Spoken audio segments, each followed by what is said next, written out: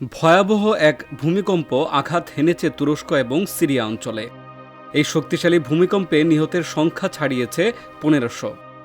৬ ফেব্রুয়ারি স্থানীয় সময় ভোরে সিরিয়া সীমান্তের কাছে তুরস্কের দক্ষিণ পূর্বাঞ্চলে ভূমিকম্পটি অনুভূত হয়।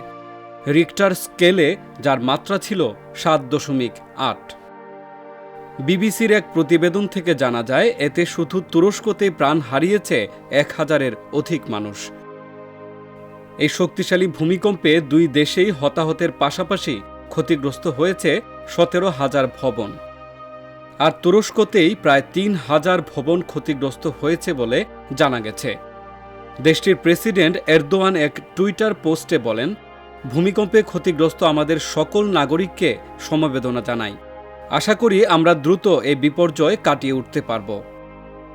যুক্তরাষ্ট্রের ভূতাত্ত্বিক জরিপ সংস্থা ইউএস জিওলজিক্যাল সার্ভে বা ইউএসজিএস জানিয়েছে, ৬ ফেব্রুয়ারি স্থানীয় সময় ভোর ৪টা১৭ দিকে অনুভূত হওয়া ভূমিকম্পটির উৎপত্তি স্থল ছিল তুরস্কের গাজিয়ান্টেক শহরের ১৭.৯ কিলোমিটার গভীরে।